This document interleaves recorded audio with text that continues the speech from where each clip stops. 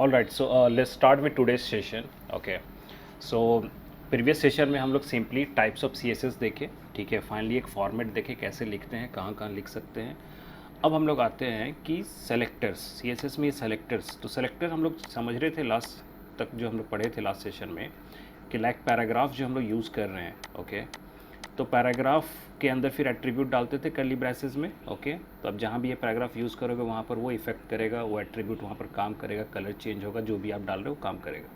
So this paragraph जो आप P tag use किया that is a selector. But और भी आपके यहाँ पर टाइप्स ऑफ सेलेक्टर्स होते हैं और लिखने का तरीका भी बहुत सारा होता है सेलेक्टर को कैसे आप लिखोगे. ठीक है, तो आज का क्लास उसी पे डेडिकेटेड है. All right, so let's start. सबसे पहले सिंटैक्स को एक बार हम लोग कवर अप कर लें कि सिंटैक्स जो था नॉर्मली सीएसएस में क्या था. सेलेक्टर लिखते थे, curly braces, then property which is also called attribute, then colon sign में value. Okay, so this is simple selector. तो अब हम लोग आते हैं कि सेलेक्टर को हम लोग कैसे डिफाइन करेंगे. लास्ट सेशन में देखे सीएसएस को कैसे करेंगे. अब हम लोग देख रहे हैं कि उसमें जो सेलेक्टर पार्ट होता है उसको हम लोग कैसे कैसे लिख सकते हैं, कितने तरीका से, कितने how many ways. Okay, you can write as selectors. So let's start. First है टाइप सेलेक्टर. तो टाइप सेलेक्टर सबसे पॉपुलर है क्योंकि आप प्रीवियसली वही यूज़ किए, मैक्सिमम जगह आपने वही यूज़ किया. प्रीवियस एग्जांपल्स जितना हम लोग यूज़ किए हैं सभी टाइप सेलेक्टर है. क्या होता है उसमें, तो उसमें होता है टैग आप लिखते हो H1P. ठीक है, नॉर्मल आप टैग लिख रहे हो नॉर्मल, इसका क्या मतलब होता है कि H1 टैग में ये कलर रेड हो जाएगा. Okay, so that is called a type selector. तो प्रीवियसली सेशन में हमने जो भी बनाया एग्जांपल, हम लोग मैक्सिमम टाइप सेलेक्टर ही यूज़ किए, सिर्फ हम लोग टाइप सेलेक्टर ही यूज़ किए. तो ये तो हम लोग जानते हैं कि कैसे करना है. मेन आते हैं इसके बाद next universal selector. Universal word से आप समझिए, इसका मतलब होता है कि सारा एलिमेंट HTML में जितना एलिमेंट है, मतलब आप ना उसमें H1 लिख रहे हो ना P लिख रहे हो, वो सब में अप्लाई हो जाएगा. उसको हम लोग बोलेंगे यूनिवर्सल. ठीक है, तो यहाँ लिखा हुआ rather than selecting elements of a specific type. कोई स्पेसिफिक टाइप को चूज़ नहीं करके हम लोग क्या करते हैं, यूनिवर्सल सेलेक्टर यूज़ करते हैं. ये universal selector quite simply matches the name of any element type. Universal selector use करोगे इसका मतलब है कि जो भी एलिमेंट आप यूज़ कर रहे हो उस HTML बॉडी में, सब में वो काम कर जाएगा. जैसे कि ये कब यूज़फुल है मैं बताता हूँ. मान लीजिए आप एक डॉक्यूमेंट पूरा HTML बना रहे हैं. ठीक है, उसमें ऐसा होता है कि फ़ॉन्ट जो है, फ़ॉन्ट जो आप गूगल फ़ॉन्ट यूज़ करते हैं, आप चाहते हैं कि अब हर एक को अलग अलग ना देना पड़े, H1 में जाके फ़ॉन्ट डालो फिर P में डालो. नहीं, हम चाहते हैं कि जितने भी ये सब हैं जो भी टेक्स्ट लेते हैं, जिसमें हम लोग टेक्स्ट लिखते हैं, वो सभी सेम फ़ॉन्ट में हो. तो उसमें आप बार बार जो H1 में जाके फिर फ़ॉन्ट सेट करेंगे, है ना. प्रीवियस सेशन में फ़ॉन्ट फैमिली हम लोग सेट किए थे. फिर आपको पैराग्राफ में चाहिए तो वहाँ भी सेट कर रहे हो, फिर H2 में चाहिए तो वहाँ भी सेट करो, बार बार लिखना पड़ेगा. उसकी जगह आप यूनिवर्सल सेलेक्टर यूज़ कर लोगे और उसमें अगर फ़ॉन्ट फैमिली सेट कर दोगे तो इसका मतलब है कि जितने भी टैग थे सब में वो अप्लाई हो जाएगा. तो उसका सिंटैक्स क्या होता है, उसका सिंटैक्स होता है एस्ट्रिक.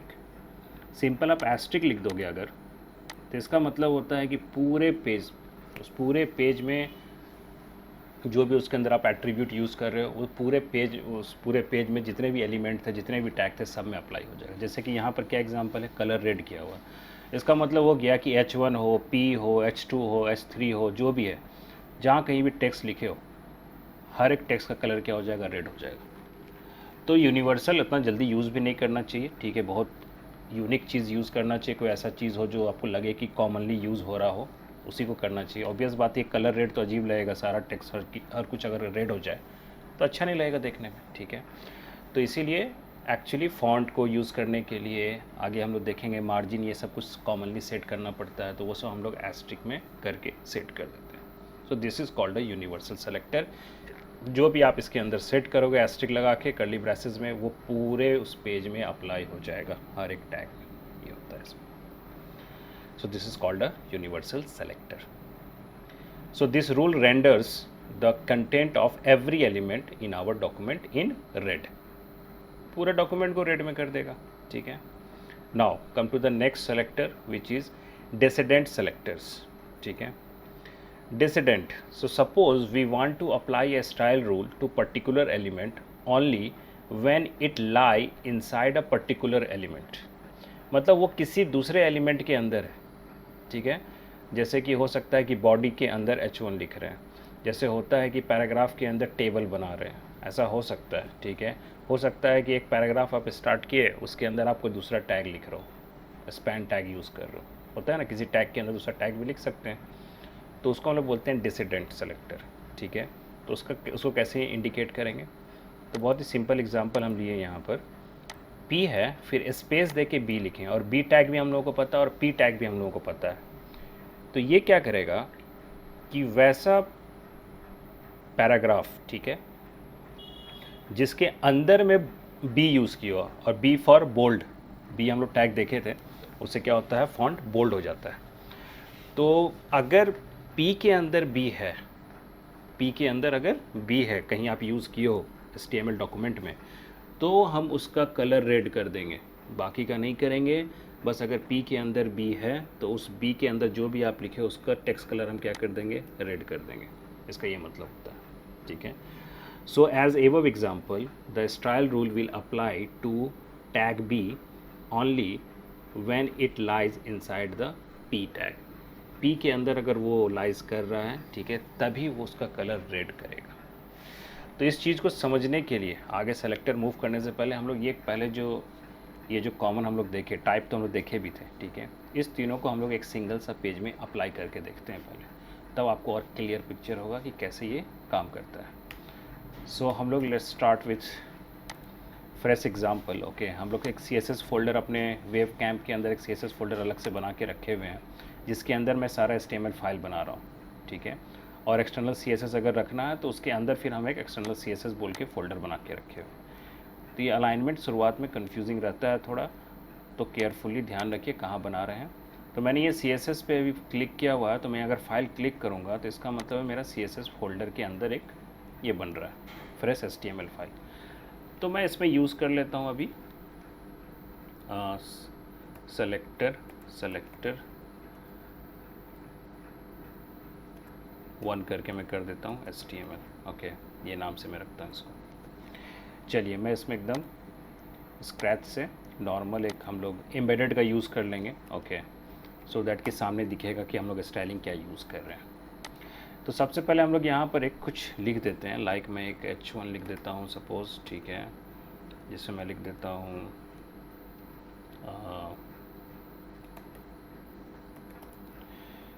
हेडिंग, ठीक है, H1 में। फिर मैं एक पैराग्राफ यूज़ करता हूँ, ओके, पैराग्राफ में मैं लॉरेम इप्सम लिख देता हूँ, ऑल राइट।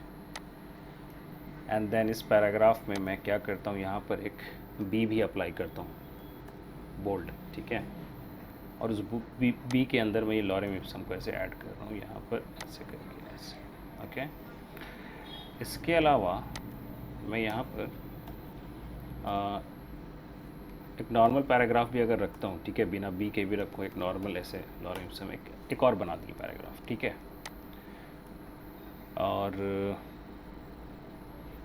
और इसके अलावा हम लोग सपोज़, क्योंकि मुझे आपको बोल्ड दिखाना है काम कर रहा है कि नहीं, तो उसके लिए late me add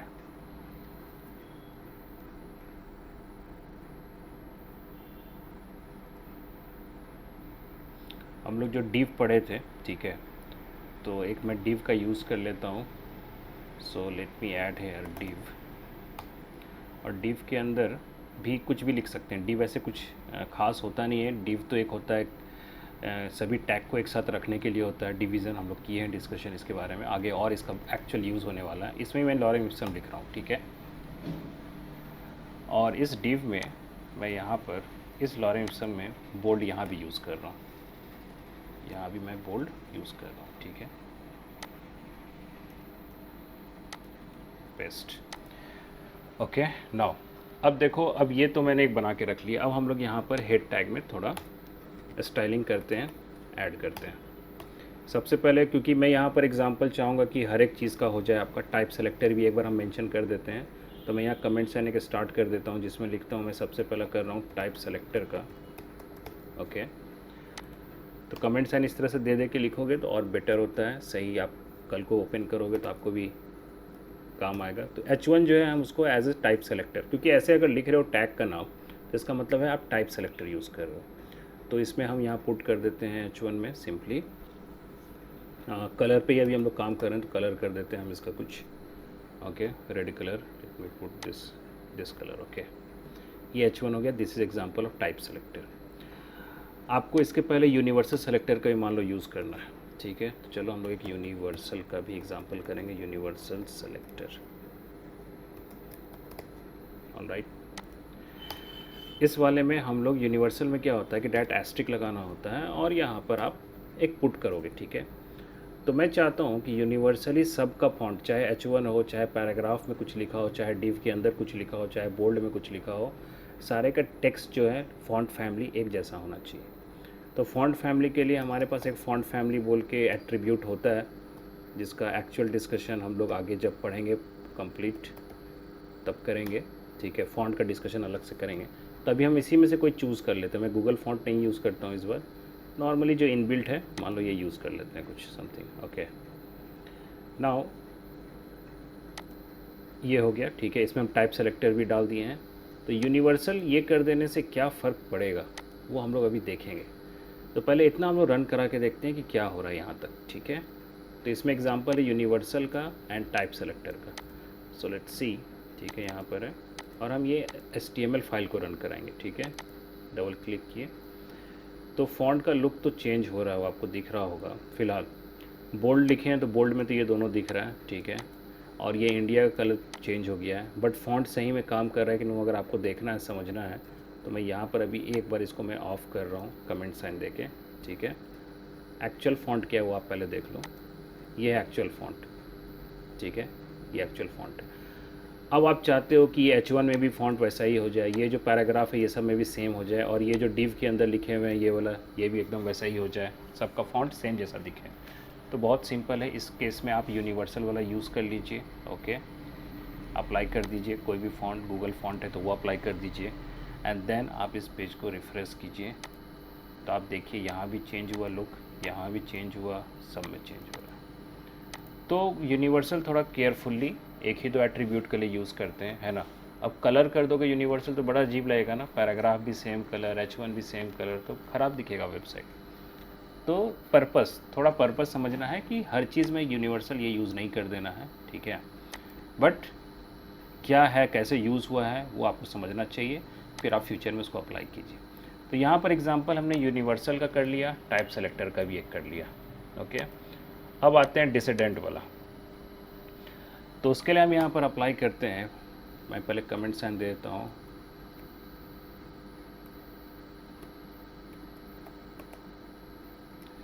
spelling DSC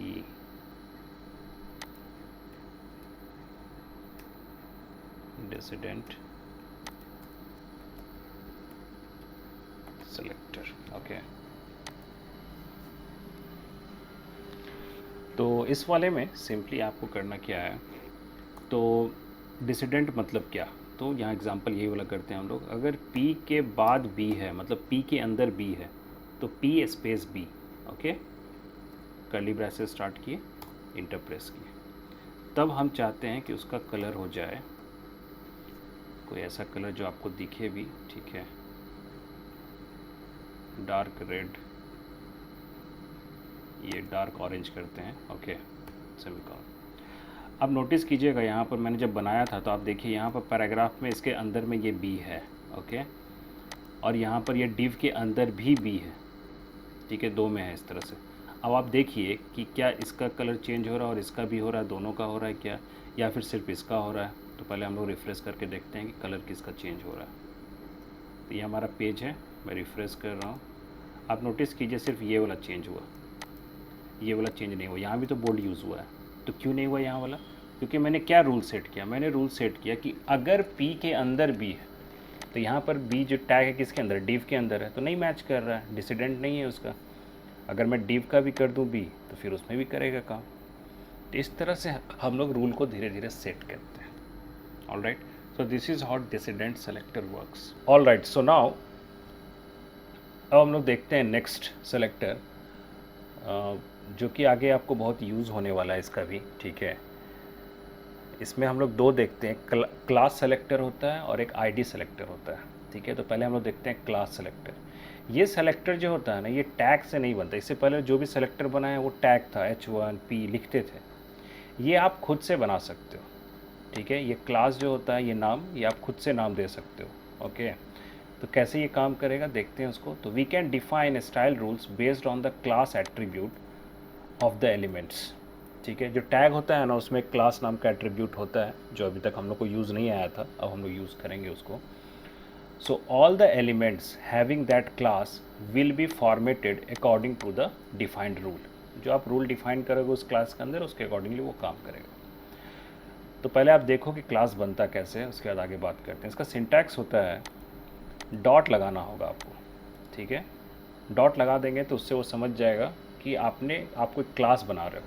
और उसके बाद यहाँ पर आप क्लास का नाम दो। ये नाम आप अपने मन से कुछ भी दे सकते हो। तो इसकी जगह आप यहाँ पर अभी तक क्या दे रहे थे, आप यहाँ पर कोई टैग दे रहे थे, HTML टैग लिख रहे थे। अब हम लोग यहाँ पर अपना खुद का क्लास बनाएंगे इस तरह से। और इधर तो एट्रीब्यूट वैसे ही लिखना, कर्ली ब्रैसेस में जैसे लिखते आ रहे हो, ठीक है, वो चेंज नहीं होगा। तो ये प्रोफेशनली हम लोग ज़्यादा यूज़ करते हैं। जैसे एग्जांपल देखिए आप यहाँ पर पहले, सपोज़ मैं एक क्लास का नाम बनाया माई रेड नाम से, ठीक है। तो माई रेड नाम से हम बनाए, उसमें कलर रेड हम सेट करके रख दिए। अब क्या होगा कि ये क्लास माई रेड जो है, अगर H1 यूज़ करेगा तो उसका कलर भी रेड हो जाएगा। अगर ये कलर पैराग्राफ यूज़ करेगा ये क्लास, तो उसका भी कलर रेड हो जाएगा। तो ये तब यूज़फुल होता है जब आप एक बार डिफ़ाइन कर दो और आप चाहते हो कि अलग अलग टैग उसको यूज़ करें। जैसे कि पैराग्राफ अगर यूज़ करना चाहता है तो आपको ऐसे लिखना होगा, class equal to my red. तो अंदर में जो भी टेक्स्ट लिखोगे उसका कलर क्या हो जाएगा, रेड हो जाएगा, ठीक है। कल को आप H1 में भी इसको लिखना चाहते हो कि नहीं, हमको वहाँ भी कलर रेड चाहिए, ठीक है। तो आप जो भी यहाँ रूल सेट किए हो इस क्लास के अंदर, वो रूल H1 में भी अप्लाई हो जाएगा, वो रूल P में भी अप्लाई हो जाएगा। यही काम पहले करने के लिए आपको क्या करना पड़ता है, P का अलग बनाना पड़ता है टैग और H1 का अलग, है ना। जब दोनों सेम रूल फॉलो कर रहा है तो एक अलग से क्लास बना दो और उस क्लास को उसके अंदर लिख दो, तो ऑटोमेटिक उसके अंदर वो फीचर आ जाएगा जो भी आप उसके अंदर लिखे हो। तो इसको समझने के लिए हम लोग को डेफिनेटली इसका पहले एक एग्जांपल करना पड़ेगा, ओके।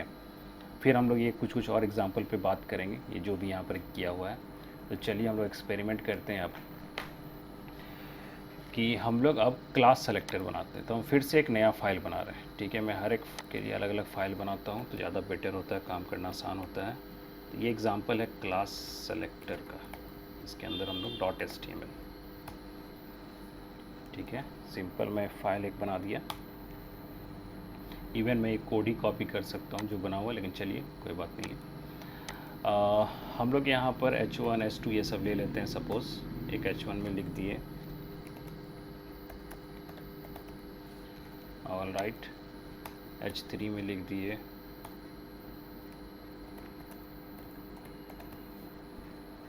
ओके। फिर एक पैराग्राफ ले लिए, ठीक है, कुछ कुछ लिख देते हैं हम लोग इस तरह से। लॉर में इसमें लिख दिए हम लोग, ऑल राइट। एंड ठीक है, पहले हम लोग इतना दिए तो सिंपल है, कुछ नहीं है इसमें। अब बोल रहे हैं कि हमको इस सब में थोड़ा कुछ कलर इफेक्टिव डालना है, ठीक है। तो मैं क्या चाहता हूँ, मैं चाहता हूँ कि हम लोग एक स्टाइल बनाए और इस बार हम कोई टैग का नाम नहीं देंगे सेलेक्टर में, हम एक अपना खुद का क्लास बनाएंगे, ठीक है। So let me add here, मैं एक क्लास बनाता हूँ। इसका नाम आप कुछ भी दे सकते थे, ठीक है, बट एक ध्यान से अपना सोच समझ के नाम देना। तो सपोज़ मैं इसका नाम अभी रख देता हूँ डॉट करके। डॉट मतलब हो गया कि क्लास नहीं हम देने वाले, और इसका नाम मैं कर देता हूँ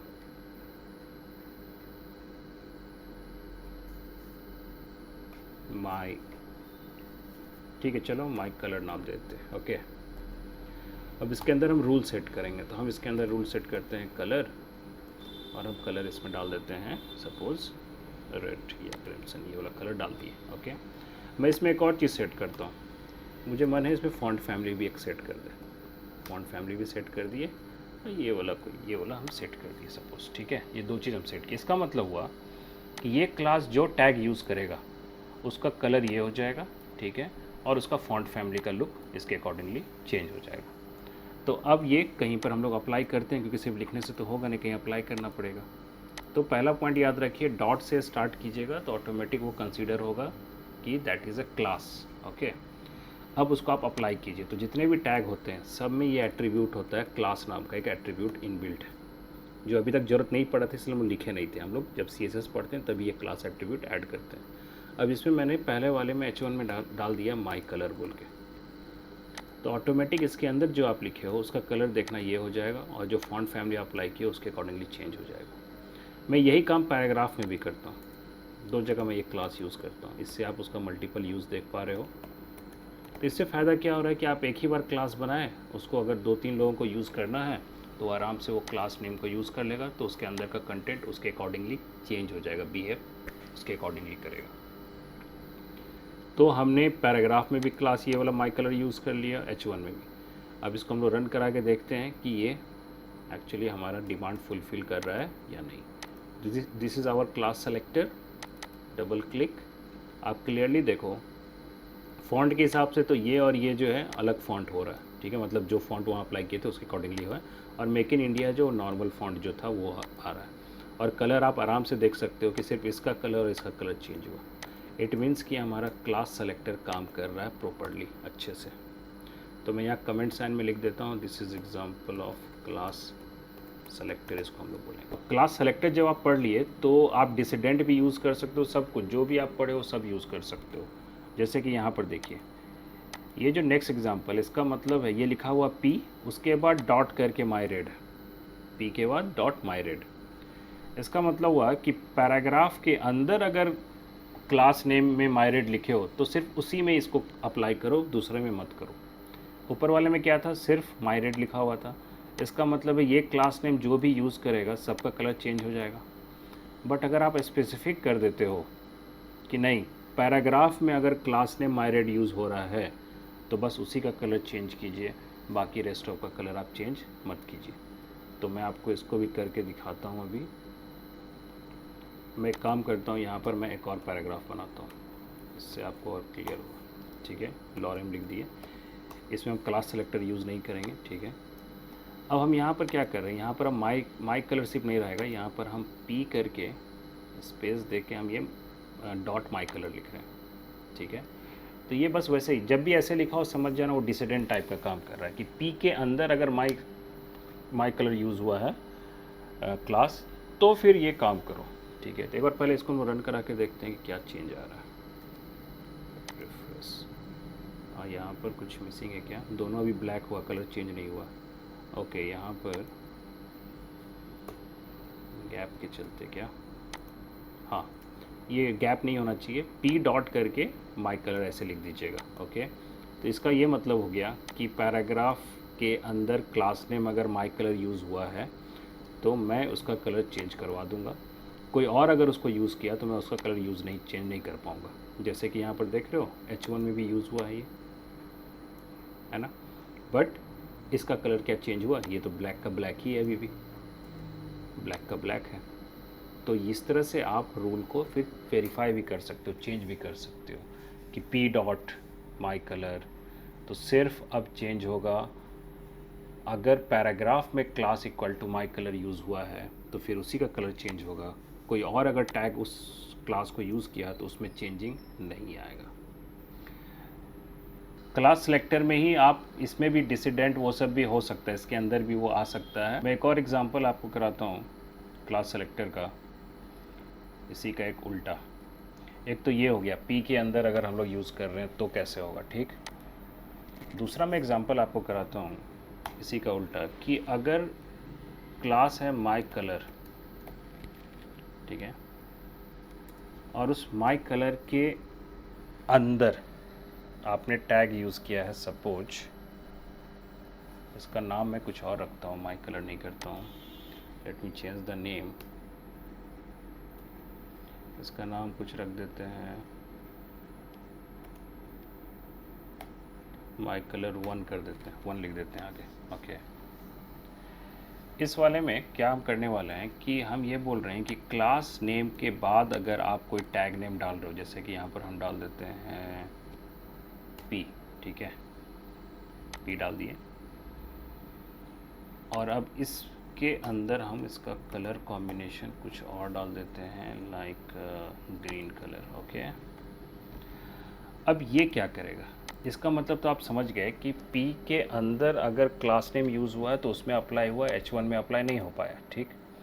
बट ये माई कलर 1 जो है इस क्लास में हम लिख रहे हैं कि ये क्लास जो है उसके अंदर हम P लिखें, तो फिर ये क्या करेगा, ये तब काम करेगा जब आप कोई पैराग्राफ, ठीक है, किसी डिव के मतलब किसी दूसरे टैग के अंदर है, मान लो ये डिव टैग के अंदर है, यहाँ पर हम एक डिव टैग स्टार्ट किए हैं, इसको हम कट किए और यहाँ पर हम लोग यहाँ पर पेस्ट कर देते हैं, मतलब कि ये पैराग्राफ किसके अंदर है, इस डिव टैग के अंदर है। ओके, अभी पहले इसको रन कराओ, देखो इसमें हो क्या रहा है, पहले देखते हैं, हम लोग रिफ्रेश करते हैं, कुछ भी चेंज नहीं हो रहा है, ठीक है, क्योंकि अभी हम जो बनाए इसको कहीं अप्लाई नहीं किए हैं, तो अप्लाई करेंगे। तो इसमें क्या बोल रहा है कि यहाँ पर अगर आप इस डिव का क्लास जो है आप कर दो माई कलर 1, माई कलर 1, ठीक है। अब देखते हैं क्या होता है, रिफ्रेश करते हैं। अब आप देखिए नीचे वाला जो है ग्रीन हो गया, ठीक है, ग्रीन कलर आपको दिख रहा होगा। हुआ क्या इसमें, हुआ ये कि ये रूल के हिसाब से ये बोल रहा है कि अगर कोई टैग माई कलर 1 क्लास यूज़ कर रहा है, ठीक है, और उस टैग के अंदर अगर पैराग्राफ है तभी हम ये कलर अप्लाई करवाएंगे, अदरवाइज़ नहीं करवाएंगे। तो सारा ये सब एग्जांपल डिसिडेंट टाइप का ही है ये भी। तो क्लास डैट आप लिख नहीं सकते हो, क्लास किसी टैग के अंदर लिखाता है। तो मैंने एक डिव टैग ले लिया, उसके अंदर मैंने ये यूज़ किया, अब डिव के अंदर ये पैराग्राफ है, तो ये वाला रूल क्या हो रहा है, मैच कर जा रहा है, तो ये रूल मैच कर जा रहा है, उसके अकॉर्डिंगली उसका कलर क्या हो जा रहा है, ग्रीन हो जा रहा है। तो इस तरह से आप अप्लाई कर सकते हो, किसी टैग के अंदर कुछ लिखना हो, ठीक है, क्लास के अंदर टैग का रूल अप्लाई करना हो, डायरेक्ट क्लास नेम यूज़ करना हो, each and every option is available, ठीक है, आप उसके अकॉर्डिंगली इसको यूज़ कर सकते हो। मैं यहाँ पर सिंगल वाला भी एक कर देता हूँ आपका क्लास, जो हम लोग पहला एग्जांपल किए थे, तो मैं इसका नाम कर देता हूँ माई कलर,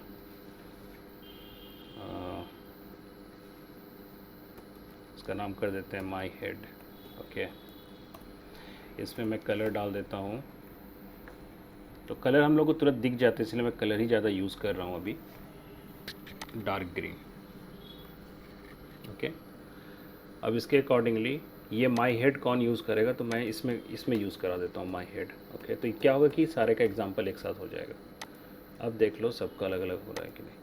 अब इसका कलर ग्रीन है, ग्रीन आपको शायद ठीक से नहीं दिख रहा हो, so let me choose some light green, something ऐसा ग्रीन, ऑलरेडी ये ग्रीन है, तो हम लोग रेड यूज़ कर लेते हैं, डार्क रेड, ठीक है, ऑल राइट, डार्क रेड भी काइंड ऑफ है, चलो चेंज आ रहा है। तो ये आई लव इंडिया जो लिखा हुआ है ये रेड में आ रहा है, क्यों आ रहा है, क्योंकि मैंने उसके लिए अलग एक सेलेक्टर बना दिया है क्लास नेम, और उसको मैंने यहाँ पर यूज़ करा लिया है, तो काम करेगा। ये वाला काम क्यों कर रहा है, क्योंकि पैराग्राफ एक है जिसके अंदर हम क्लास लिए हैं, तो ये लिखने का मतलब यही होता है कि अगर कोई टैग के अंदर वो क्लास नेम यूज़ हुआ है तभी आप ये रूल अप्लाई करो, तो इसलिए वो रूल अप्लाई हो गया। नेक्स्ट वाला, कोई ऐसा टैग जो कि ये क्लास नेम यूज़ कर रहा है और उसके अंदर अगर पैराग्राफ है तभी आप उसको काम करो, तो डिव जो है उसका एग्जांपल हो गया, इसीलिए आपको दिख रहा है कि वो ग्रीन कलर से नीचे आ रहा है। तो this is a very simple example of class selector. आज मैं इतना ही तक रखता हूँ, ठीक है, अभी और भी सेलेक्टर करेंगे।